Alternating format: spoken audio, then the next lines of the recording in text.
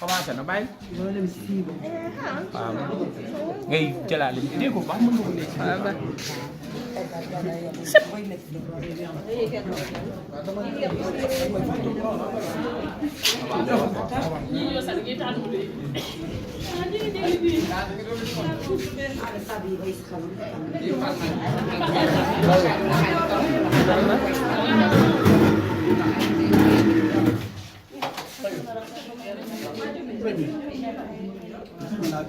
La guerre, c'est la guerre, c'est le PV.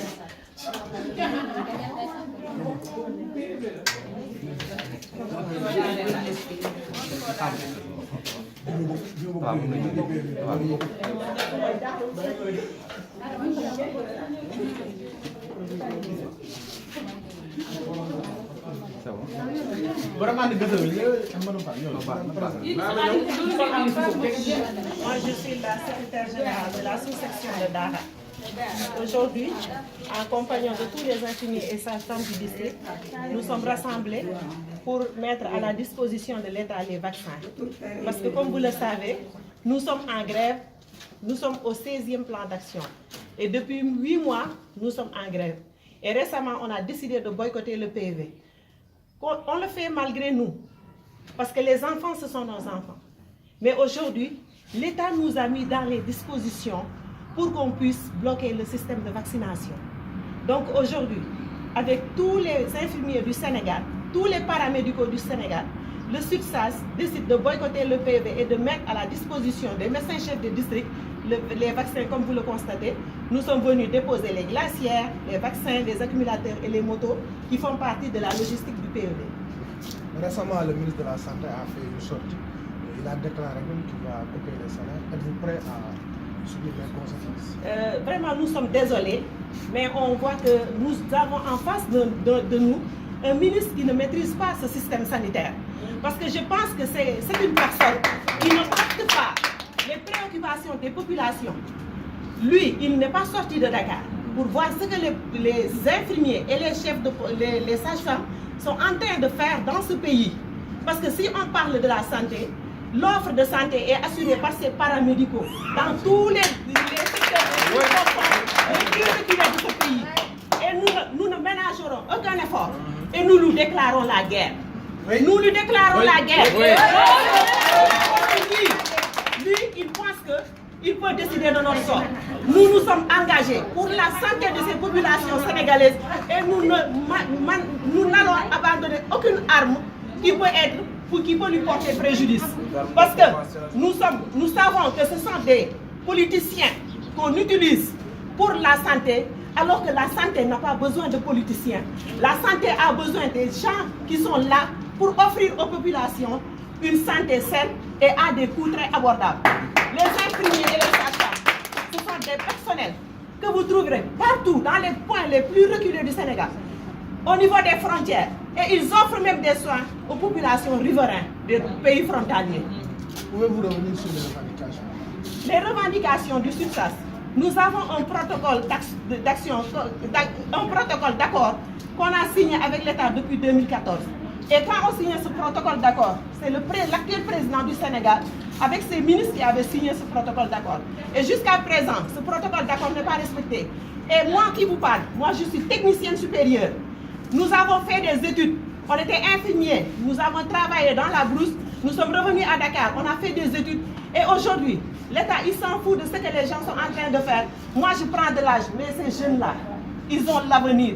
Et nous ne ménagerons aucun effort pour leur rendre un avenir prospère. waa xanaa sëñ bi man may secrétaire général sous section bu Daara tey gis ngeen tey dama ànd ak samay naatangoo infirmier ak sage-femme yi tey ñëw delloo si ñàkk yi nga xamante ni moom la ñu yore woon ci àll bi di ñàkk xale yi di ñàkk jigéen ñi tey delloo nañ ko parce que ministre bi daf ñuy menacé moom xamul lan mooy système de santé moom dafa toog fee yaakaar ne foofu la liggéey bi mais liggéey baa ngi si àll bi ñun ñoo nekk ak population foo dem fekk ñu fa paramédicaux yi amul lu ñuy daw du guddi du bëccëg du ñu nelaw parce que fi ñu leen bàyyi population yi ñoom la ñu gis ku ci am góom ñoom ñoo lay faj ku ci feebar ñoo lay faj ku ci wan na lor ñoo lay topp bi ba ngay wasin pare topp xale yooyu di leen toppatoo di leen ñàkk ñuy tuut tànk ba yàlla may leen ñu am juróomi at seen yaram mën a dëgër xëy na ñu xeex ak yenn feebaru jàngoro yi mais fi mu toll nii moom lii de dafa nekk loo xam ne ñun ñu ngi koy rëcc bu baax ndax ñun fasuñu ko woon yéene mais xam ngeen ni ñu ngi 16e plan d'action te 16e plan d'action bu ñu ko waxee c'est-à-dire fukki plan d'action ak juróom weesu nañ ko léegi ci 16e plan d'action bi ñun xam nañu lan mooy suñu liggéey PEV bi tey dañ ko laal parce que dañoo ñàkk pexe ndax xale yi ñuy ñàkk suñuy doom lañu suñuy jarbaat ak suñuy sët mais tey comme ministre bi moo ñu pousse pour ñu dem dinañ ci dem ak moom ba fu mu yem neex ñun waa ànd gësëm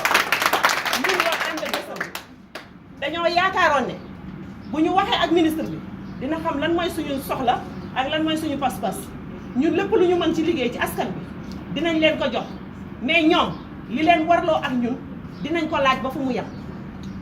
ministre bi dafa décidé couper salaire yi est-ce que pare ngeen couper salaire loolu moom moo ko wax ñun couper salaire wala ñàkk couper salaire du ñun loolu moo ñu boole ak ñoom liggéeykat ak nguur dafa am lu leen boole nit ki da nga koy jël muy liggéeyal nguur am na code du travail dafa am lu fa tëdd léegi ñoom signé nañu accord yi ne dinañu jox lii suñu fay dinañ ci def lii parce que ak par rapport ak suñu situation ak suñu njàng bu njëkk infirmier da daan am BFEM ñu def ko infirmier ñii nga gis fii yëpp ay bachelier lañu te dañoo def seen concours ak bac ñu def bac plus 3 ñun technicien supérieur yi ñu def bac plus 3 ñu ni ñu da ngeen di dem àll ba liggéey fa ñeenti at ngeen ñëw man mii particulièrement ma dem ci àll bi liggéey fa fukki fa at ak juróom def sama concours ñëw def seen technicien supérieur maanaam man fi mu toll nii bac plus 5 lay waxe mais ñoom faalewuñ ñu parce que amuñu soxla ci ñun seen intérêt politique moom la ñuy jiital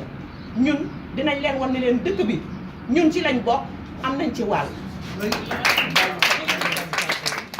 revendication yi liñ leen di laaj mooy indemnité bi nga xamante ne négocié woon ak ñoom 2014 ba pare ñu jox ñu ko parce que 2014 ba léegi ñeenti at la presque ñeenteelu at bi jeex na boobu ba léegi yow nga négocier ak nit ba ngeen ni lii la régime indemnitaire bi indemnité de risque la indemnité de suggestion mais comme ñoom dañoo yaakaar ne ñoom bu ñu demee jox suñu médecins yi indemnité de représentation médicale 200000 coow li dina jeex ci santé moo tax ñu xaaj ñu jël médecins yi jox leen 200000 ñun ñu daal di ni ah ñi ñooy sukk yi ci système bi jarul ñu leen di kii ñoom dañoo foogoon ne dina jàll mais ñun lii suñu droit dinañu ko jox nous sommes dans un système te système boo koy gérer dañ koy gérer de manière verticale bu fekkee ne ñoom am nañ 200000 yu ñuy jox médecins yi ñun li ñu war a am nañ ñu ko jox loolu dong lañ leen laaj laajuñu leen leneen te suñu indemnité de risque ak suñu indemnité de suggestion ak suñu indemnité de responsabilité ba ñu signé woon ak ñoom depuis 2014 moom lañ leen di laaj te tant que joxuñu ñu ko duñ leen may dara.